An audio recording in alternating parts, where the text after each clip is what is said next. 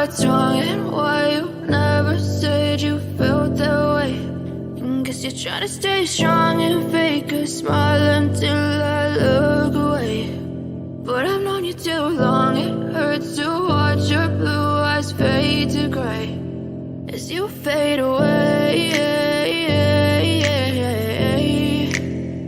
as you fade away. Yeah, I'm about to fade away, cause every time I wake up I feel like it's Monday. Something's going wrong with all the chemicals up in my brain. All of a sudden I don't look at anything the same way. Got a buildup of my thoughts sitting in an ashtray. I'm sorry that I'm so inconvenient, okay. Just let me be me and I'll stay out of your way. I can see the way you look at me, I'm such a disgrace. I never really asked to be brought into this place. You wanna love me? Well then baby I have a taste. All the highs and the lows, no you'll never be the same. I don't really wanna hurt you but I can't control the pain. If you're sticking by my side maybe we could be okay. Okay, maybe you could be the change I need today. I promise that I've never felt this way. I really hope that you will choose to stay through all the pain. I know you told your friend you're not okay, and tell me what's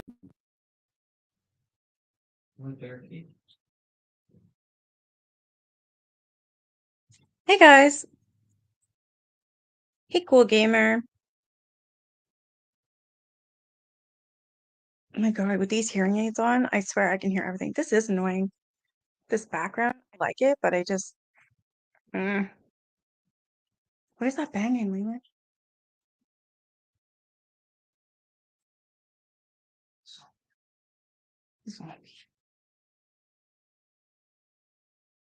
Yeah, I'm gonna change this.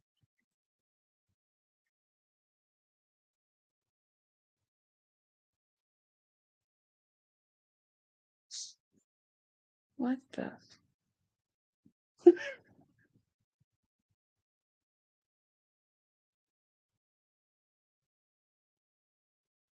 Oh my god, this is weird. It says touch up my appearance. Okay. All right, virtual background. Put this. It's still kind of weird.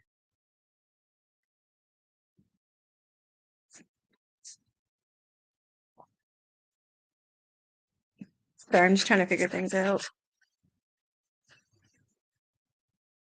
Leland's and my son's in my spot, so it's got this on the damn. Yeah, this is gonna drive me nuts. I don't like this pink background.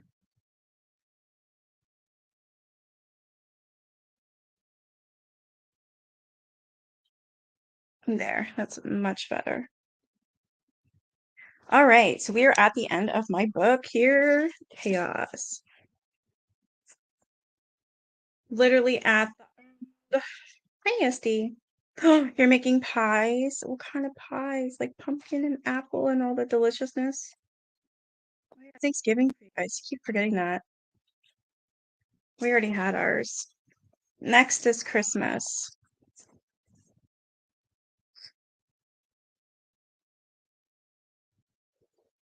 Apple. Yummy. All right, Coda, out of the loop. Hey, Autistic. In January 2008, Bishop's new chief of police, Kathleen Sheehan, I think, called to say that she heard about my investigation from Deborah Tate. In light of my findings, she was reopening the investigation onto Tenorelli's death. She assigned homicide detective David Jepson to the case, asking me to share my findings with him. Murder doesn't happen every day around here, she said. I was happy to help. For once, I thought my reporting might yield positive results rather than dead ends and obfuscation. Jepson and I spoke on the phone more than a dozen times before he decided to come visit me in LA. That July, he and his superior, Chris Carter, drove 275 miles to meet with me in the dining room of the Embassy Suites Hotel in El Segundo. Hey, Tammy. So we're going to have to choose. No worries. No worries. Go ahead, Autistic. After this, we're going to have to choose a different book. All right.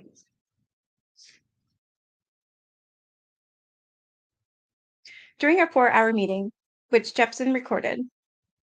I showed them everything. Both officers agreed that the death was a probable murder and vowed to continue their investigation in Bishop. Carter said he didn't believe in coincidences, and there were too many here. But toward the end of the meeting, they turned off the recorder and made an odd request. Carter asked me to copy the documents I'd shared that day and mail the file to a personal P.O. box in Bishop. The detectives were concerned that their chief, Sheehan, would use this case to get publicity. They wanted to keep her out of the loop on this one until the investigation was over. Wow.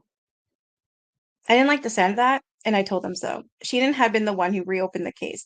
We wouldn't be meeting if it were not for her.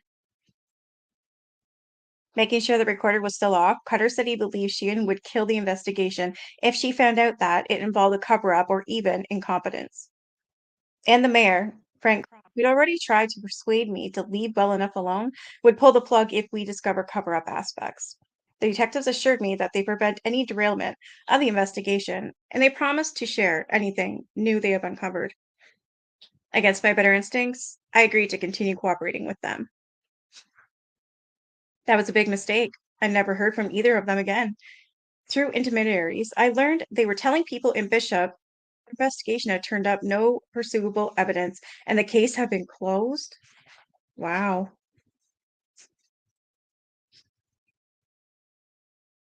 The three of us had discussed people they'd want to interview when they returned to Bishop. I called a lot of people. They never heard from the detectives. In fact, in the 6 months between the reopening of the case and their visit to me in LA, they had interviewed only 3 people. That number, according to the scant record Jepson finally shared with me in 2011, he never conducted another interview after our meeting. When I finally got Jepson on the phone, I reminded him that he'd promised to share his findings with me. He said his files were in a storage shed in his backyard. It took him weeks to dig through this shed. Because I kept leaving him messages, he eventually called me back, sounding triumphant, told me that he found one of his notebooks. He faxed me the pages from it. They covered the same period I already knew about, during which he'd spoken to all of the 3 people. Jepson was sure there was later interviews, but he kept searching in a shed and nothing turned up. I had to ask if the investigation had been quashed, as he and Carter had warned it would be if it disclosed a cover-up or incompetence in the old department.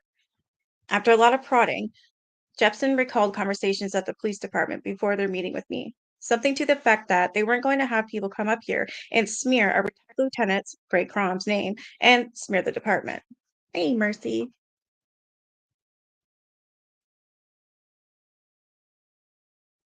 I have Helter Skelter, and I did read this before. Absolutely. This book, though, I absolutely love. It actually is more truthful. They tell the truth. This author's amazing. He really did his due diligence. Absolutely. And I'm finding out a lot of stuff about Vincent Bugliosi. He literally beaten and battered his mistress who was pregnant, beat her to the point where she miscarried. That's the prosecutor. He covered up crimes. He lied in court. He lied under oath. I didn't know all that.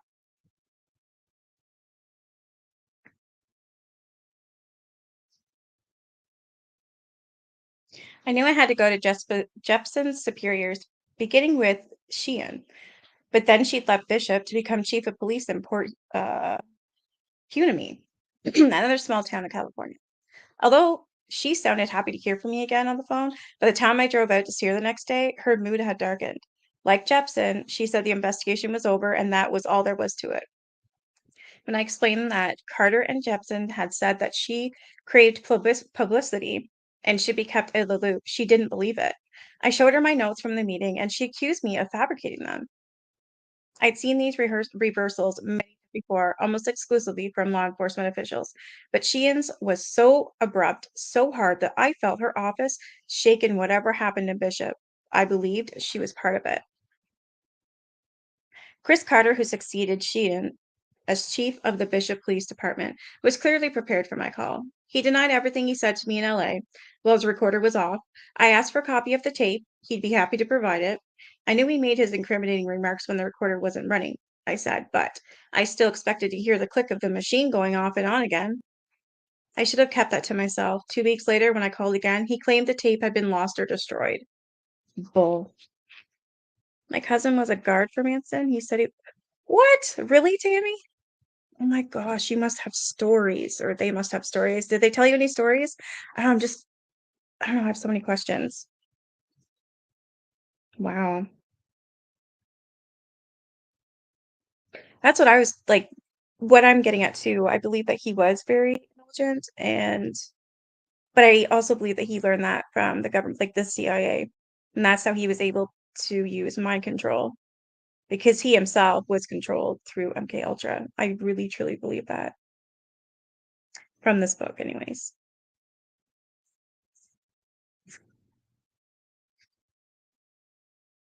Nevertheless, I filed an Open Records Act request with the Bishop Police Department for all files on their reinvestigation of the Trinelli death. I received a response saying no records had been found. A lot of cover-ups here. Through all of this, I never stopped thinking of Torelli's mother, Katrina, whom I'd met in 2008 when she was 94, which one of her daughters translating her Italian, she told me she never accepted that her son killed himself. She believed God had kept her alive to learn the truth about him, but she died at 99, never knowing the answers. Paul Dostie, the detective with the cadaver dog, had no better luck than I did. Bishop halted his dig in Death Valley after less than 2 feet of earth had been removed. Why though? Why? Like, what's with the cover up? It has to be because these police officers knew.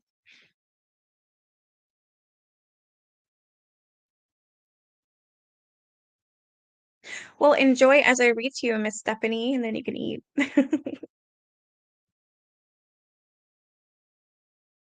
And now my book was even more overdue than my article to premiere had ever been. Penguin had granted me extension after extension, approving another advance payment to me to keep me afloat. Meantime, my editor had left the house, and the 2008 recession had editorial departments tightening their belts. Author contracts had once come with implicit latitude. Now, lots of money on the line. Editors wanted something to show for their investments, especially when an untested writer had received a significant advance. The 40th anniversary of the Tate LaBianca murders came and went. It had now been 10 years since my report for the premiere was supposed to appear. The magazine didn't even exist anymore. On cable news, my fellow reporters and dozens of my interview subjects showed up as talking heads, discussing the continuing significance of the murders. There is Bugliosi, still hawking helter-skelter, calling the crimes revolutionary, political. I fumbled and fiddled, trying to find a workable structure for the book. Should it begin with MK Ultra, the night of the Tate murders? No matter where I dropped in, I tripped myself up with parentheticals along digressions. There was no starting point and didn't entail a oh my God, hurrica, I can't even say it. I know what it's supposed to say, but I can't say it.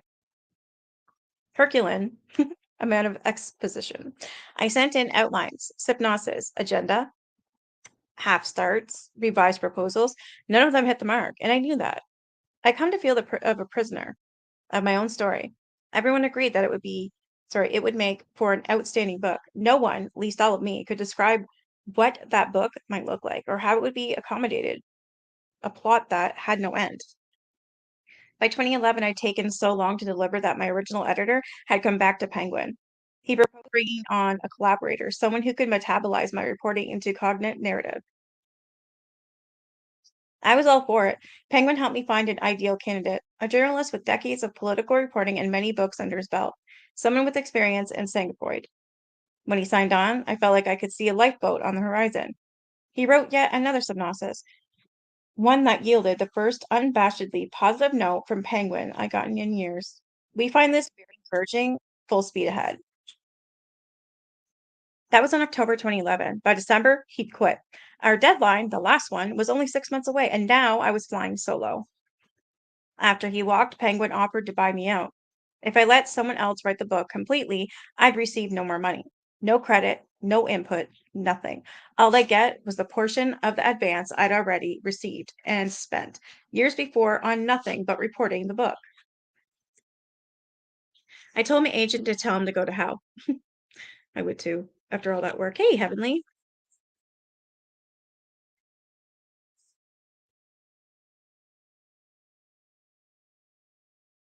I decided to use those remaining 6 months to write the book myself.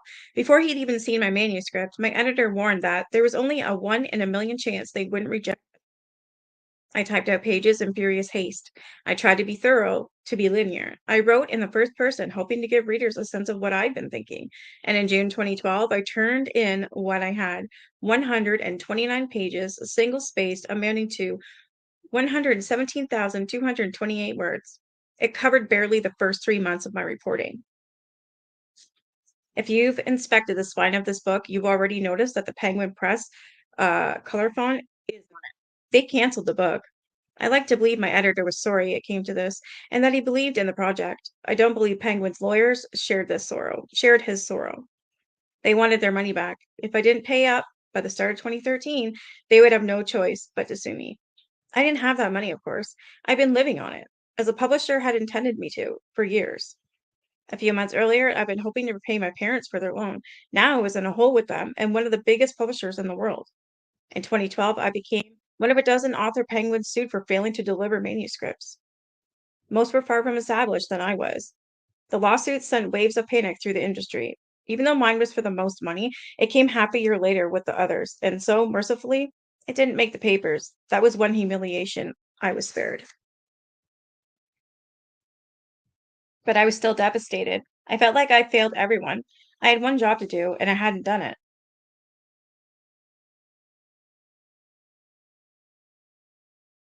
Paul Krasner, the journalist, I was weird. I kind of blanked out there. I didn't know how I could ever report on anything else now. My agent shopped the book around to other publishers, and while a few were interested in buying the rights, the offer never materialized. Some documentary filmmakers had courted me too, and one, an Oscar winner, went so far as to make some test footage, which he sold as a series to a premium cable station. But there too, things fell apart. In all honesty, though, I was the one who backed out of these projects. Inevitably, the conversations ran aground on questions of ownership, some legal, some more figurative. Whose story was this? How did you have to step back before you could fit frame around it? And of course, where did it all go? I remember a day soon after the deal fell apart. My neighbor, a good friend, was walking his dogs and saw me sitting outside, looking miserable. He invited me to join him. After trying to distract me with pleasantries for a while, he turned the conversation to the lawsuit. Do you regret all this? He asked. Not at all, I said. I shocked myself with my answer, but I really believed it. This has been the most exciting 13 years of my life. There's nothing like the adrenaline rush of catching these people in lies and documenting it, knowing that you found something no one else has found.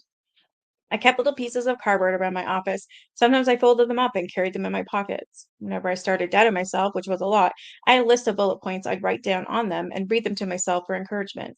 A reminder of what I've discovered that no one else had. What I knew I had to share with the world, like Stephen Kay telling me that my findings were important enough to overturn the verdicts. Louis Watnick, the retired DA, saying that Manson had to be an informant. Dr. Jolly West writing to his CIA handlers to announce that he'd implanted a false memory in someone. The CIA removing that information from the report they shared with Congress. The DA's office conspiring with a judge to replace a defense attorney. Charlie Gunther fighting back tears to tell me about the wiretap he heard. People have confided in me.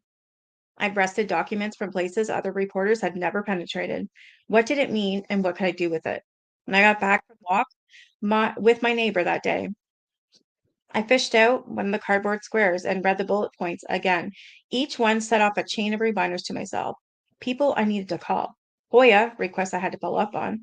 A new book on the CIA hadn't read yet. A retired detective whose files were probably at this very second quietly turning to dust in his garage. What else could I do? I kept reporting. Now we are on the epilogue, so we are really actually we're done. I got a few pages left. And then we need to pick another book.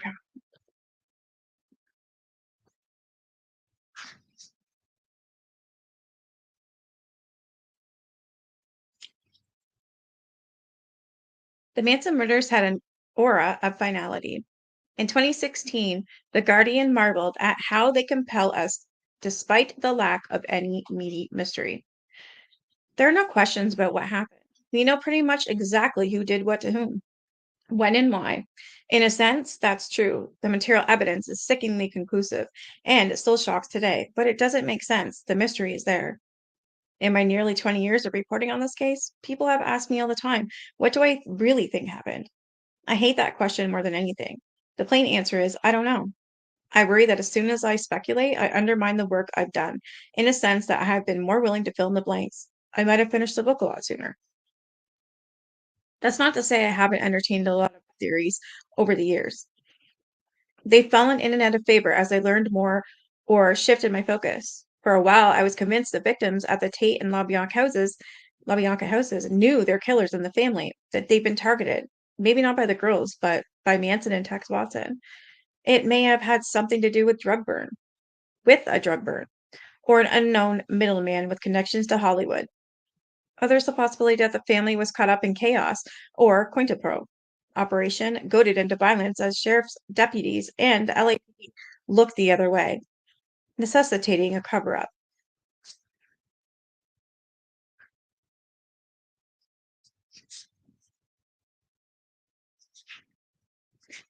And there's the most far out theory that Manson was tied to an MK Ultra effort to create assassins who would kill on command. I seriously believe that. I do, just by reading this book, because everything points to it, and there's so much evidence, except for that one link is that Dr. West, who helped run that clinic.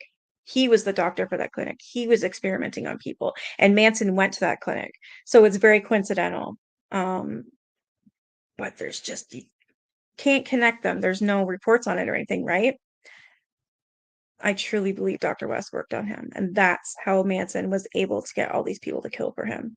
I really, really, truly do. It's when some claims that I found the truth that I get anxious. I haven't found the truth, much as I wish I could say I have. My goal isn't to say what did happen, is to prove that the official story didn't. I've learned to accept the ambiguity. I had to. I realized if I ever wanted to finish this book, for every chapter here, there are a dozen I've left out. There's more. There's always more. But I haven't stopped trying. If there's hope anywhere, it's in the documents. I remain shocked by the state's lack of transparency for reasons I can't understand. District attorneys, law enforcement agencies, federal courts, and other outposts of officialdom continue to suppress their files, even as they claim they have nothing to hide. This position assumes a certain amount of complacency in the public.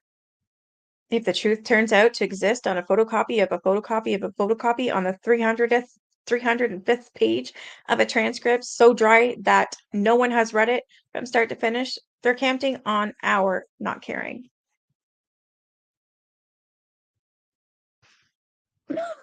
What? I ate spaghetti with the bowl under my chin and I got a noodle on my neck. I can't even with this adult. You're cute.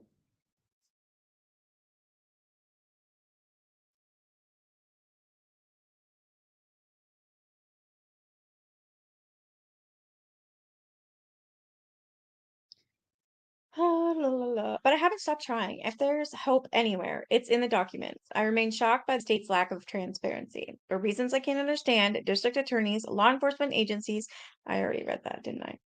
This position assumes a certain amount of complacency in the public if the truth turns out to exist on a photocopy of a photo. Oh, I've already read that too. They're counting on or not caring. To get to that kernel of truth, you have to generate a paper trail of your own, of FOIA requests, public hearings, and concerned letters to your congressperson, all eventually housed in their own sleepy archives. As of this writing, the LAPD and the DA's office are still in legal battle about their unfathomable refusal to release information. A refusal that extends to the victims' families and to the defendants themselves. That's not cool. So they're withholding information to the families even. The latest front in a battle over the Tex Watson tapes. Less than 2 weeks before the family's capture in the desert, Watson absconded to his parents' place in Cokeville, Texas. On November 30th, 1969, he put himself in for questioning after learning that two LAPD detectives were on a plane heading his way. He got a lawyer, Bill Boyd of Dallas, who sat him down to make a taped confession. This is, as far as anyone knows, the first known recorded account of the crimes, before Juliosi or anyone else could impose a narrative order on it. I want to hear these friggin' tapes. I wonder if they're on YouTube. I think they are actually. It's all the more valuable because Watson hadn't even been identified as a suspect yet. He was speaking of his own accord to his lawyer, not as a man defending himself to the police. According to Boyd, Watson described the duration of this time with the family and, in chilling detail, the killing of Tate and the other victims. He was very straightforward and candid about his involvement in the crimes. Boyd told me he also described other murders that the group committed, murders that hadn't been discovered. In 2009, Boyd agreed to let me listen to the tapes, but only with Watson's permission, which I knew he'd never get. He wouldn't get into granular detail about them, perhaps realizing that he'd already violated Watson's confidentiality. Boyd died a few years after we spoke. By 2011, his law firm had gone bankrupt, and its holdings were in receivership, including the cassettes, which he kept in a safe in his office. A Dallas bankruptcy trustee had come into possession of the tapes, and she seemed on the verge of releasing them to me. Instead, she offered them to Patrick Securia, the deputy district attorney in LA who handled Watson's parole hearings. Securia supported my effort to get them, and he assured me he'd let me hear them. We wouldn't even know they existed if it weren't for you, he said. Watson tried to halt the release, filing an injunction in Texas and setting off a year-long battle. The DA's office won, but since gaining custody of the recordings, they have been played for no one outside of the justice system, not even the victims' families, who asked for them. The DA's office and the LAPD had released only minimal and at times contradictory statements about their content. Securia told me there were no unknown homicides mentioned on them. There was nothing new at all, but if the DA's office released them to me, they'd have to release them to everyone, and they didn't want the information to be distorted by the public. Soon after, he cut off communications with me. Wow. So they didn't even get them. I wonder if they're out now, though. I'm going to check because I want to know what they say. Something tells me there's some pretty damning evidence on them. Richard Pfeiffer, the attorney for Leslie Van Houten, wanted to hear the tapes too. What if they contained exculpatory information that could be used at parole hearings? Pfeiffer tried to get them, but to no avail. Soon the DA's office trotted out a different reason for not releasing them. There are unsolved crimes Manson family members are suspected of committing. The information in the tapes are part of the investigation of those crimes and could be used to solve them. Horseshit. Hey, Laura. 15 months already? That's amazing. Thank you. The case reached the California Supreme Court. Pfeiffer suggested that the judge review the tapes and make his own decision, but the DA's office did not believe it necessary for the court to arduously labor through the 326 pages of Watson's rambling musings. The court decided in the DA's favor. Since then, Leslie Van Houten has been approved for parole for the first time ever. California Governor at the time, Jerry Brown, vetoed her release on the recommendation of the DA's office. Although Pfeiffer made it clear that it was his idea to go after the tapes, the DA's had lambasted Van Houten for trying to get them, saying it was clear evidence that she still hadn't accepted full responsibility for her crimes. Pfeiffer vowed to go back to the court and get the tapes, and he's pursued a number of legal avenues, all unsuccessful thus far. To this day, the DA's office is guarding them with more fervor than ever. I keep the parole hearings in my calendar, making sure to get transcripts of them as soon as they're available. At these hearings, the state tries to turn the mind-bending events of August 9th, 1969 into inert history, and they're one of the only places left to hope for truth. Whenever I tell people about my work, they want to know if I interviewed Charles Manson himself.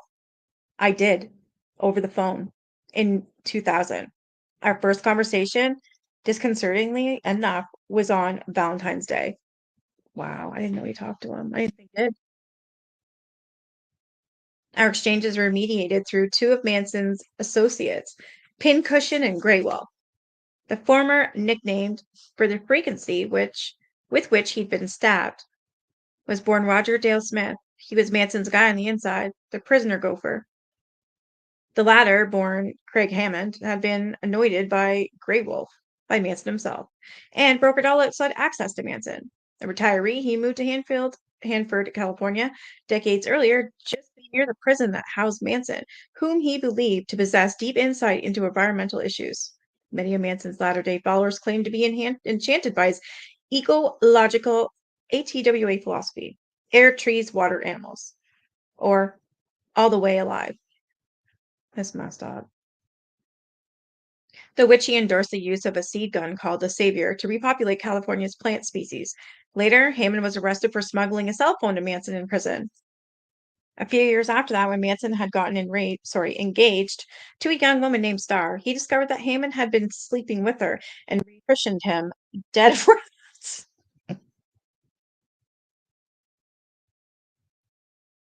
In 2000, when Grey Wolf set up my interview, he urged me to protect myself. You don't know what powers are pushing against you, he said. He patched me through to Pincushion, who put on Manson himself. We would have 5 minutes to talk before the prison terminated the call automatically. Hello, Tom, Manson said. So he's the author of this book, Tom Riley. Hi, Charlie, how are you doing? Ah, hanging loose, man. Happy Valentine's Day, I said. Yeah, same to you, man. I'd only caught Manson's interest because his handlers had told him I had information about potential perjury during the trial, Terry Melcher's. But now that I had had him on the line, he wanted to talk about anything but Terry Melcher. Hmm. I gave him a brief introduction to my angle for premiere, which he dismissed as hype. He wanted me to speak to the heart. I rattled off a list of names to see if he knew them. I don't know anyone, man, he said. I barely know myself. Manson spoke in riddles when he spoke at all. He claimed that there was a lot of money behind the murders and that the United States Navy held the purse strings. I'm Vincent Bugliosi's godfather, he said. What? But he wasn't a snitch, so he wasn't going to give me any names. There's a lot of people playing a lot of games, man, he said. He added, I pitched horseshoes when I was 17. What the frick? This don't make no sense. He's all over the damn place. And yes, Manson talks in riddles. Whenever he didn't feel like answering, he'd say something like that.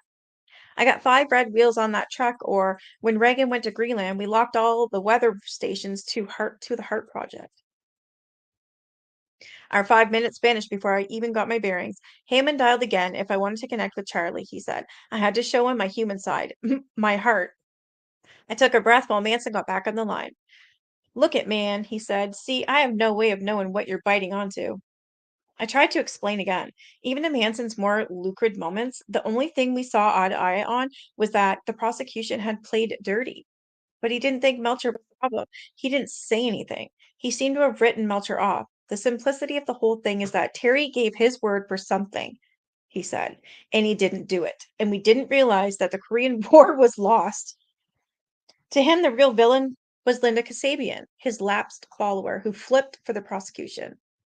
She gave the souls of her children up to the devil in a sacrificial trip that came down in an agreement with the universal mind, he explained. This is a lot of mumbo jumbo. I don't know what the hell he's talking about. You just tell her that the key to Red Skelton's house is in a ventilator and it's still there. Okay. And that crypt is still there with the dogs at attention. Our time was nearly up again. Manson passed the phone back to Pincushion, who offered to write down my remaining questions and send me Manson's answers verbatim. But the next night, Grey Wolf called and said that would never happen. Manson, who was apparently much less gnomic than with his friends that had been with me, was upset with me. He and Pincushion wouldn't talk again or send answers. Grey Wolf seemed surprised by all of it. He wasn't used to Manson taking calls from journalists, and he said that he too was still processing everything he heard last night, as if some of it had been news to him. I wondered if this had more to do with Pincushion, who'd made some bold claims as he jotted down my questions. He said Manson personally knew Mama Cass Elliott. He'd brought his girls to orgies for the Hollywood elite. He left a bunch of bodies out in that motherfucking desert, man. And, most mystifying of all, other members of the family may have gone to the Tate house the night she was killed. Whoa. I wondered if Manson had been standing next to him while he said all this, and gotten angry afterward. In 2008, I reached out to Manson again through Grey Wolf. This was after my many run ins with Manson's former followers, many of whom were not as former as I thought. The people I'd asked about Filippo Trentanarelli and other possible victims must have relayed those communications to Manson. Grey Wolf told me never to get in touch with him again. People are upset with you, and you're in trouble, he said. You don't have permission to do what you're doing. He wouldn't say more. I was cut off. And I don't know you, he added. He hung up. Hey, Arby. So concluded my dealings with Charles Manson and his inner circle. When Manson died in November 2017, the moment aroused little feeling in me. My investigation orbited him, but he mattered hardly at all to me. At some point, as a cottage industry rose up around him and he became a true crime icon, he'd been made brittle, toothless. His image had become a repository for our fears. Everyone preferred the idea of him to the reality, and in death, he was more ideal than ever. The killer hippie from the 60s, a decade that feels further removed from the present than many that occurred before it. Always willing to play the madman, he slipped too easily into our understanding of the criminal mastermind.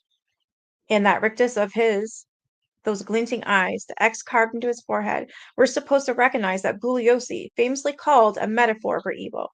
But the full extent of that evil isn't in what we know about Manson. It's in what we don't know. That's what kept me going all these years.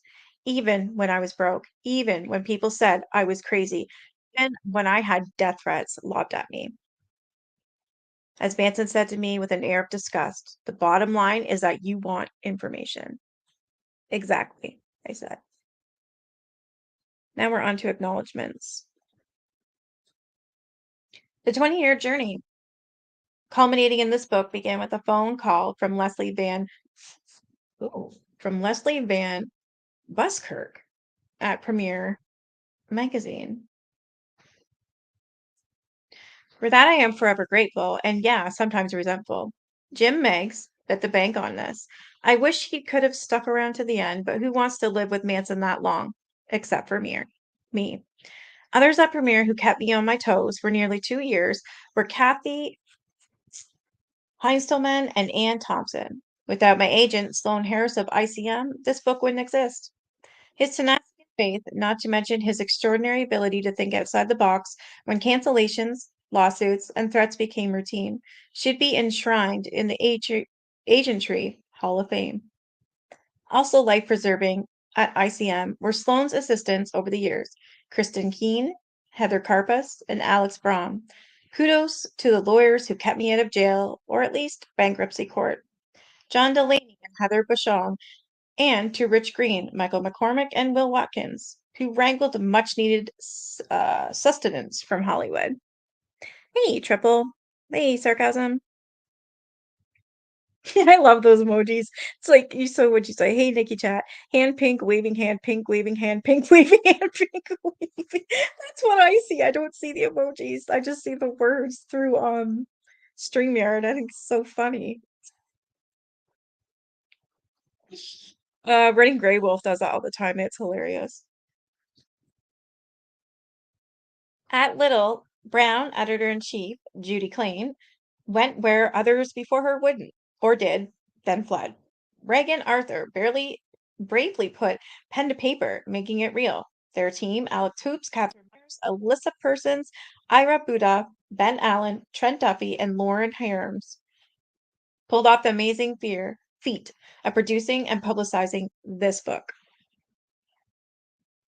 Thanks also to Eric Raymond and Carol Ross, whose close reading safeguarded, hopefully, my future mobility.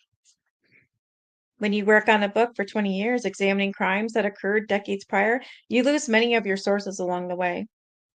Among the many who are no longer with us, but who must be acknowledged for their excavating memories of a dark, horrifying time, are Rudy Altabelli, Bill Garrettson, Elaine Young, Dominic Dunn, Bill Tennant. Oh, Hatami's dead too. Richard and Paul Silbert, Polly Platt, Charles Eastman, Julia Phillips, Denny Doherty, Christopher Jones, Gene Gawowski, and Victor Lowndes. From the law enforcement and legal words, and also gone are Charlie Gunther, Paul Whitley. Those are the two cops that were the main ones on the case. So, yeah, Charlie Gunther and Paul Whitley were. Bill Gleason, Preston Gilroy, Mike and Elsa McGann, Danny Bowser, Paul Caruso, Gerald and Milton Condon, Paul Fitzgerald, Louis Watnick, Buck Compton, and George Holy, everyone's dead. To thank everyone I interviewed would require dozens of pages, and many of my sources never appear in this book.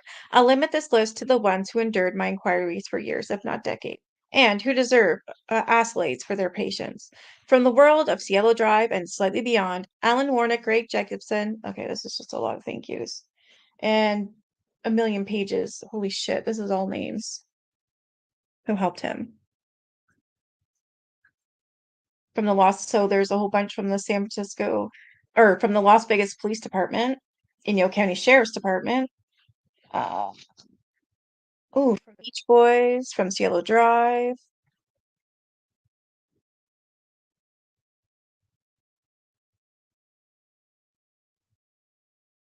There's also witnesses who testified at trial, provided information that helped break the case. That would be Virginia Grant, yeah.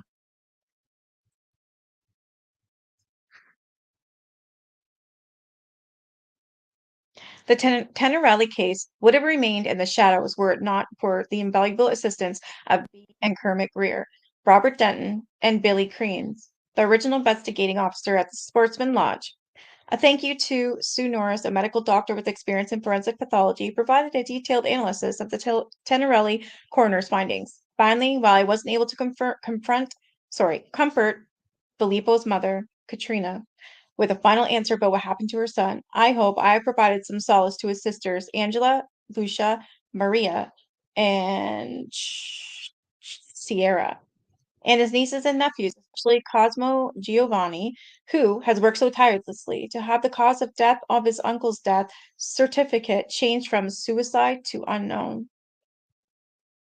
Lastly, in Inyo, a heartfelt expression of gratitude to Paul Dosty. I think that was one of the later ones. So I just kind of want to read these because there's a lot of people that helped, like a lot. Who has committed the last 12 years of his life searching for the remains of possible unidentified victims of the Manson family.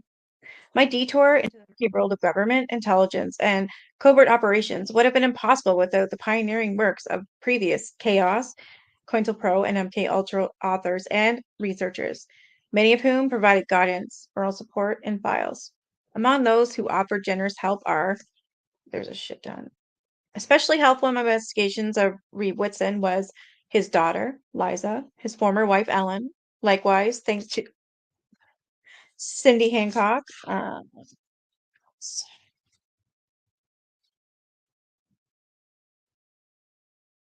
interviewed dozens of Dr. West's colleagues and associates. I must express gratitude to the few who helped me understand him the most.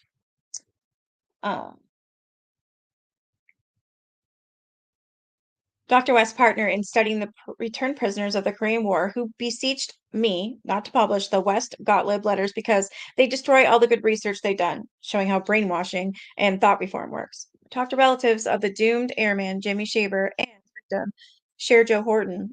His sister, Brenda Hoff, shared family secrets with me as well, as absolute conviction that her brother did not willingly kill Horton.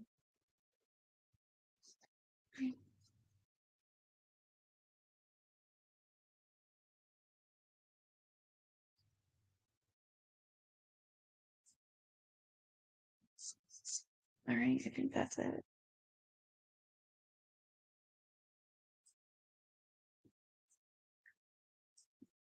In 2016, my collaborator, Dan Piepenbring, became the final component to finishing this odyssey, breathing life into my moribund pages, making sense of the nonsense, and allowing me to see my findings again with fresh eyes. For that, I will be forever indebted to the best collaborator on an overwhelmed author could have. Also, thanks to Dan's equally talented agent, Dan Kirshen. But my deepest gratitude is reserved for two people. Without support, I would never survive these past 20 years. My father, William, who believed in the project from day one, even when others stopped believing, and my mother, Jean, who outlived him, making our joy the conclusion bittersweet. My siblings, Bill, Tim, and Ellen, and their spouses and kids. We're an enormous source of spiritual, sometimes financial, and, with Tim particularly, legal sustenance.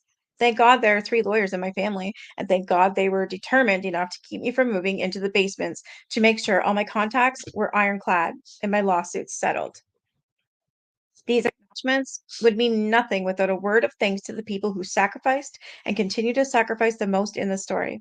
The survivors of the victims of the crimes described in these pages have to be reminded yet again of pain and trauma that needs no reminding. Their generosity and bravery never failed to humble me. Their grace in the face of such tragedy is as far greater testament to the lives of the loved ones they lost than any book could be.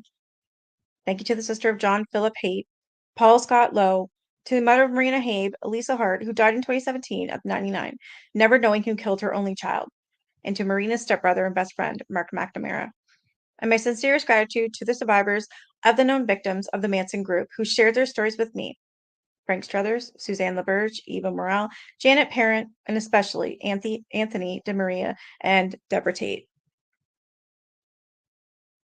And then the last of this is just a bunch of notes, a lot of notes, like a lot of statements that would take me forever to read. But that's it, guys. We're done. I'm gonna have to post the photos I have in here. I'll put them on my community tab, and then you guys can look at them there because like there's a lot of stuff in here. You see what I mean? Like this will be hard to read unless I put it in the community tab. So I'll do that so you guys can read it and look at those photos and stuff. So I'll do that tonight, and you guys can look at it. Yeah, don't be sorry at all about that threat. I know what you've been going through, girl. And I didn't comment yet, but I sort of seen what you wrote, and I'm glad to hear it. Yeah, it's giving for you guys in the States, right? Oh my God, that's funny that you don't see them. They are YouTube Yeah, I don't see them. It literally says, hey Nikki in chat. Hand pink waving, hand pink waving, hand pink waving, hand pink waving. I think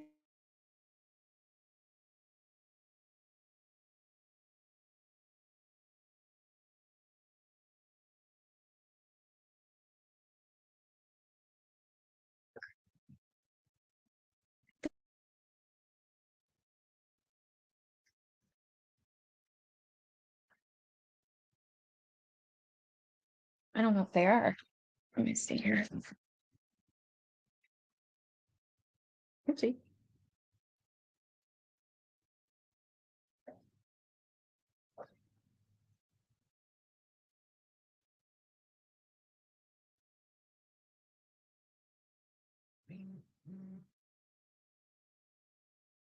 So, okay, I'll share with you guys. This is a text Watson tapes.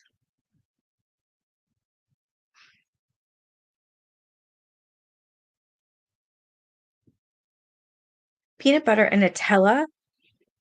Your food was more dull than mine. Oh, you ever had that? That'd be good. Maybe. I don't know. Here's one I see, the text Watson tapes. Oh, this is the same person I've been kind of following. I'm gonna have to put their channel. It's Chaos Charles Manson.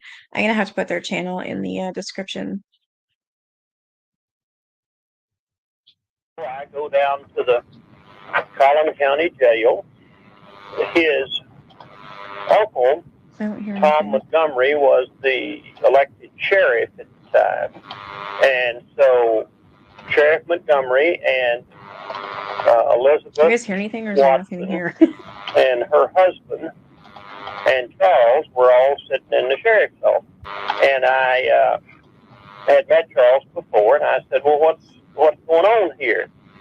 And Tom said, well, these detectives from That's California crazy, called, no. told me to Hey, pick Charles Tessa, up, can you guys hear told him anything? that they were on their way and Is they it wanted supposed to to talk be? Are to you him. supposed to be hearing anything? And I said, what they want to talk to him about? And he said they wouldn't tell me.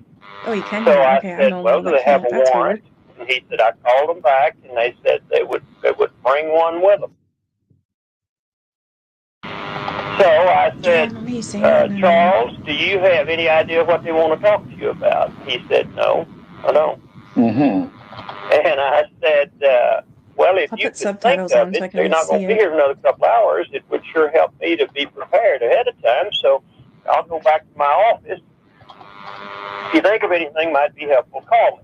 Mm-hmm. About 30 minutes later, he called me at the office and says, "Could you come back over here?" So I go back over there, and he said, "I think I know what they want to talk to me about." Mm-hmm. And I said, "What's that?" And he said, "You ever hear this actress Sharon Tate?" I said, "Well, yeah." He said, "Well, I killed her." Did you ask him why, or ask? Well, we got into it a little bit. I interviewed him, and on audio tape, about 20 hours or so. Took him through all the details and everything, and those have never been published or released or anything. Mm-hmm. But he was he's very candid, very open with me. Did you ever transcribe those 20 hours of tapes? No, unfortunately I didn't, and I kept them in a fireproof safe, and our firm's grown, and I'm in the process of trying to locate them. Wow. Would there be any way, I know it's a big request, that you'd ever let me listen to them?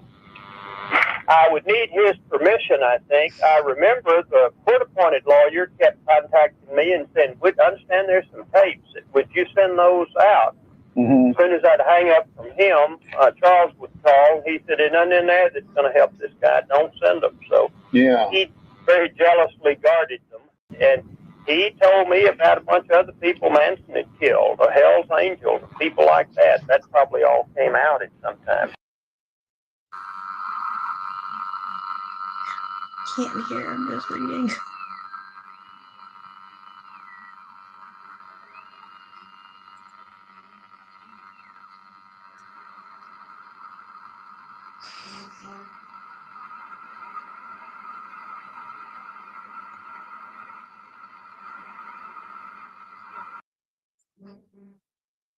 Despite the case being closed for half a century, the department refuses to make the Watson tapes public. See, that bothers me because there is such thing as that the FOIA, right? And the public's allowed to know about this stuff. So there's clearly something on those tapes that they don't want the world to know. And I'm assuming it's the CIA, it's MK Ultra, it's huge cover-ups, it's Bugliosi, it's a whole bunch of shit.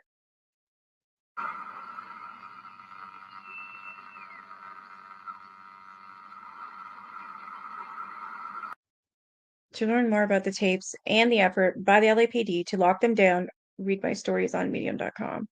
All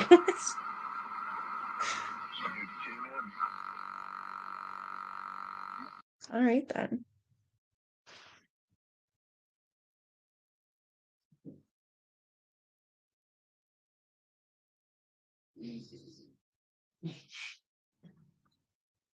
See what this has to say.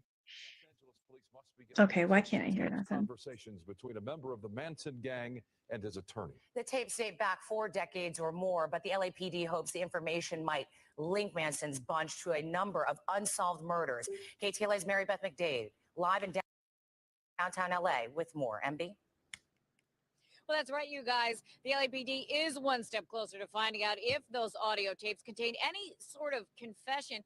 Wow, she's like really pretty. Holy hell, I've never seen a reporter look like that. Like she's got like Texas tomorrow, bring those tapes back, I but don't now know, they're gonna have she's to like wait another 14 almost days. be rude or anything, but almost like Playboy type look, you know 8 what I'm hours saying? of interviews And I mean between nothing about that Manson because family those models killer are Tex gorgeous. Watson and his former attorney Bill Boyd have been locked away for decades in Boyd's Texas safe.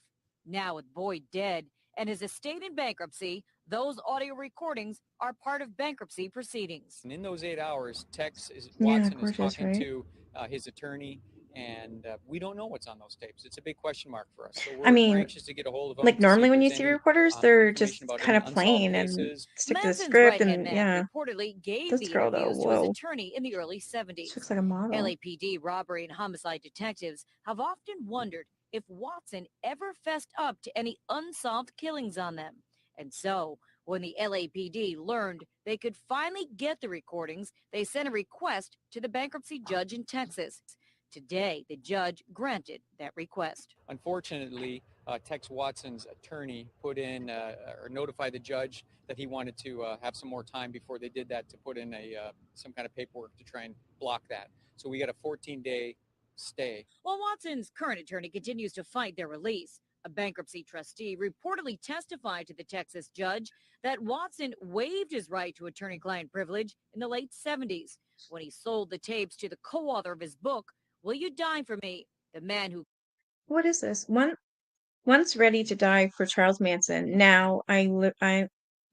Now I what? I'm no now living a new life for Christ.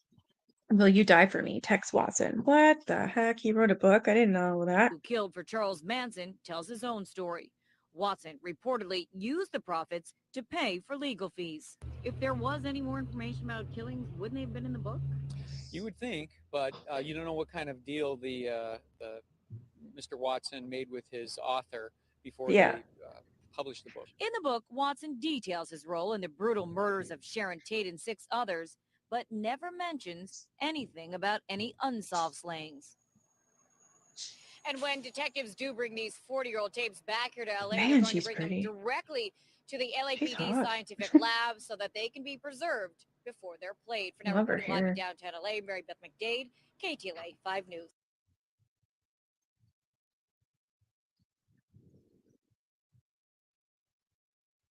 Van Houten prison release. Sharon Tate's sister says something. I never got to see that. I hope I can hear this one.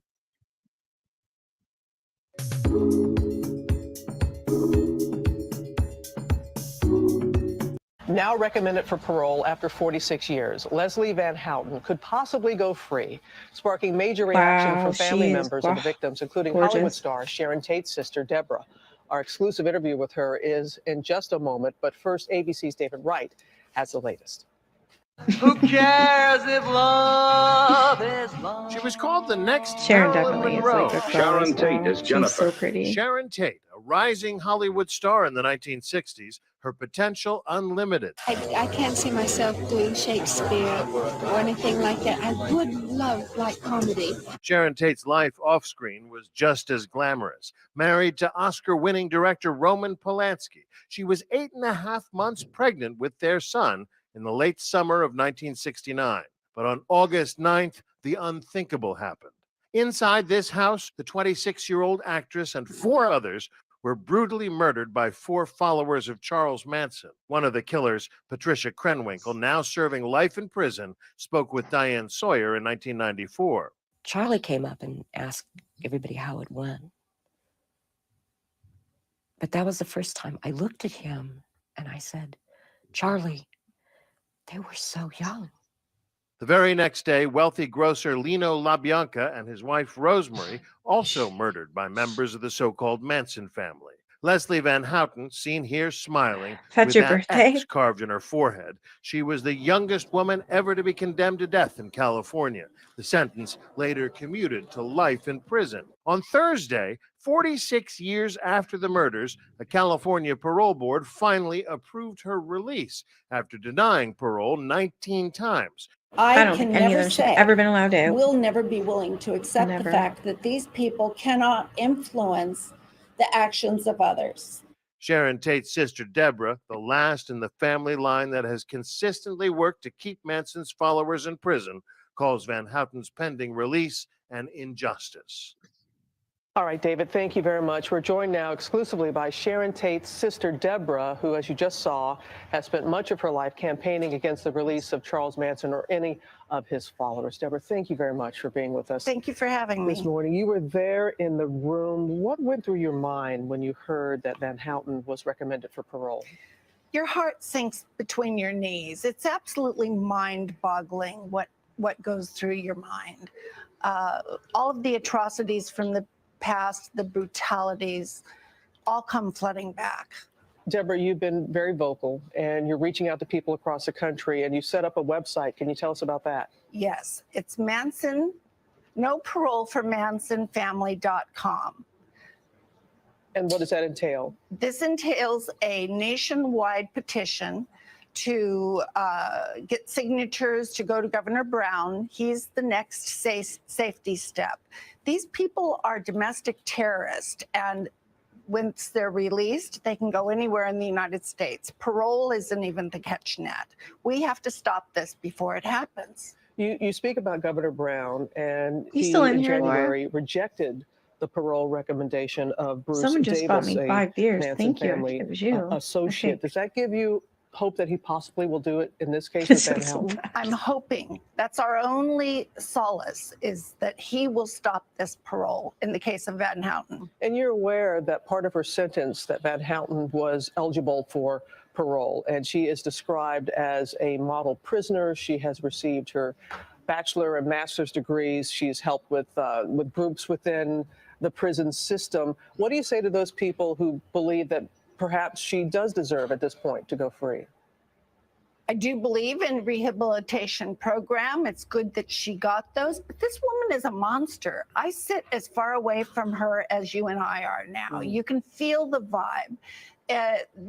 They are still sociopathic individuals and capable of great brutality. And we always tell people that they need to remember the victims' families. And you say you think of your sister every single day. Tell us a little bit more about. Every single day. Tell us a little bit more about her.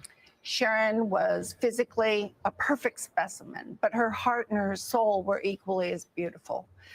Had she lived, and the rest of the people that died in her home that night, they were all productive, young, happening people that would have been philanthropic. They would have been of great service to humanity. They would have been a plus to society. And this monstrous group took the future of all of these individuals. To Well, have Deborah, your thank you very sister's much, and murderer we wish out. you all the best going forward. We'll see what happens. Thank you. Thank you, Deborah. I'm going to give you my #1 tip to get over I a agree, breakup, Nan, and that is going to be absolutely. going to therapy. Going to therapy helped me so. Well, they were all supposed to get death sentences, right? But then they changed the law. There's no more death penalty. So they should have never got out of prison.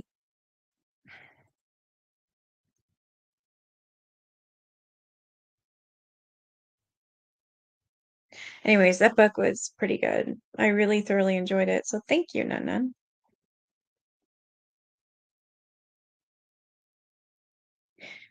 So now, oh yeah, I already know what I'm reading. I'm going to finish reading that other book I got about aliens because I did start it and I want to finish it. And then I've got uh Jill's book, Fox Hollow Farm, Britney Spears book to read, and a new one I got in the mail today. It was a nice gift. What was it called? Haunted Wisconsin. It looks amazing. I can't wait to read it.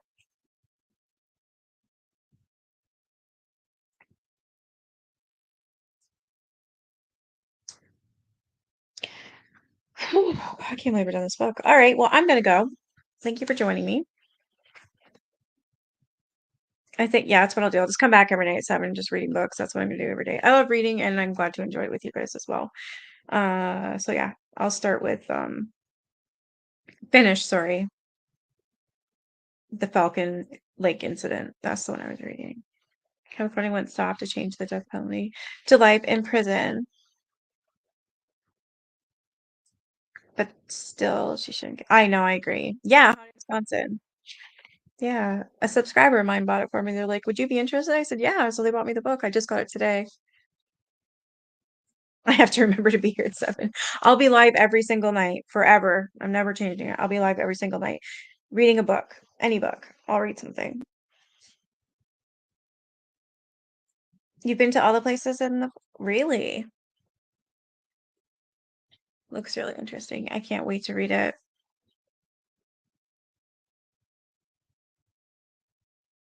I know Jill Duggar's book. Another sub bought me that to read, so they're going to do that with me. And then I have a moderator that's going to be coming on my panel, and we are going to be discussing. You guys remember the video with that woman who was freaking out, and she's like, "That's not human. He's not real. He's not real," on the airplane. Well, there's an interview of TMZ with that, and there's other clips that I found and some that she's found. And we were gonna go live and discuss it and watch them together because I find that case really interesting. And I'm calling it a case because I believe it's a case, and I believe in what she saw. I believe that she saw what she saw, and I think she's being made to lie. It's what I think. That's what I really do think. But I believe a lot in everything, basically. I've seen a lot too, so it's makes it easy for me. You're born in Wisconsin? Maybe I'll just have to have you up there too again then, because you know everything, Miss Know-It-All. I love it. I mean it as a compliment too. You really told you really do know everything. It's like every topic, everything. It's like, yeah, she knows it. And plus people love you. Oh, tomorrow is Thanksgiving for the US, but I am celebrating on Sunday with my family. Oh, good. Yay, yay, yay.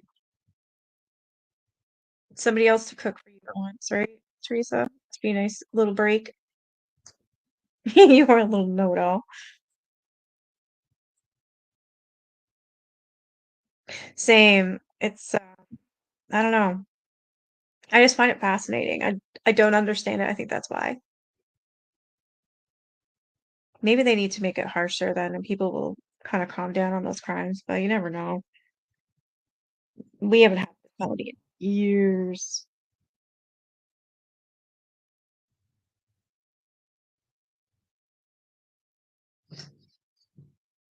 Oh no, none. Oh my God, of course. Sorry, you're still in the hospital. You didn't even get any visitors? What about, I was gonna say, what about your sister? She doesn't visit? If I was there, I would definitely visit you. Actually, I'd probably know you. I'd be like, hey, we should do this. Do you remember this one? Oh my God, I love that. I would drive you crazy. I told Teresa too. If I lived anywhere near you or Deb, I would drive you nuts. Yeah, because we're not there. We aren't like that. Yeah, it makes me sad for Nana.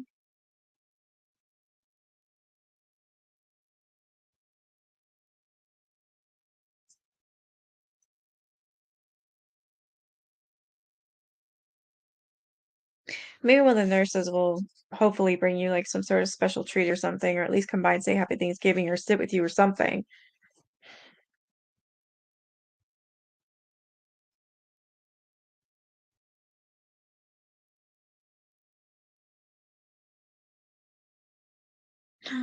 Oh no, I would be so upset too. Are they not gonna come visit?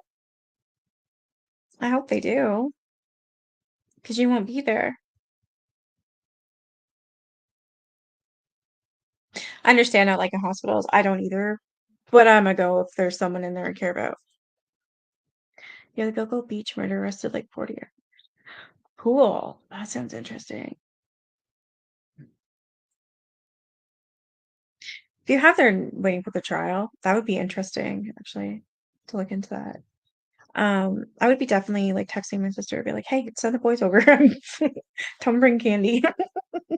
I want or no, they can actually could if they're having like a nice little feast at your house, they can bring you it. Oh my God, that is sad. Oh my gosh, and then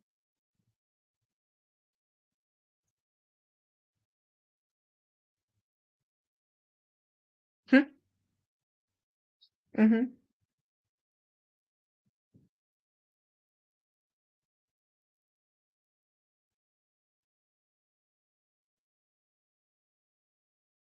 I'll keep you busy tomorrow and then.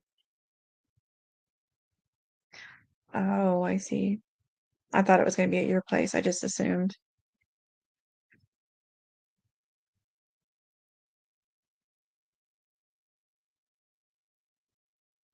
I'll keep you busy. You can come on panel with me tomorrow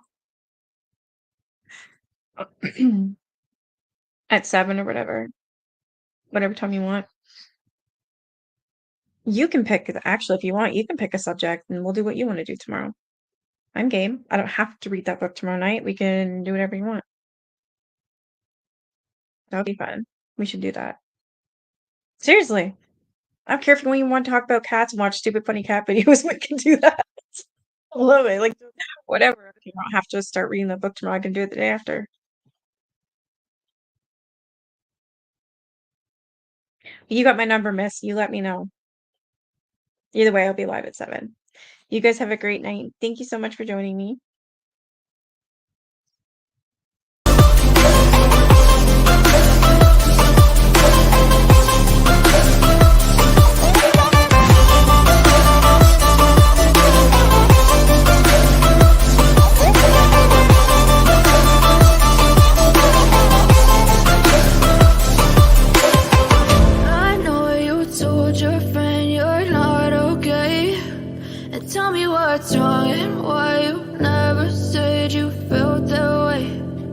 guess you're trying to stay strong and fake a smile until I look away. But I've known you too long.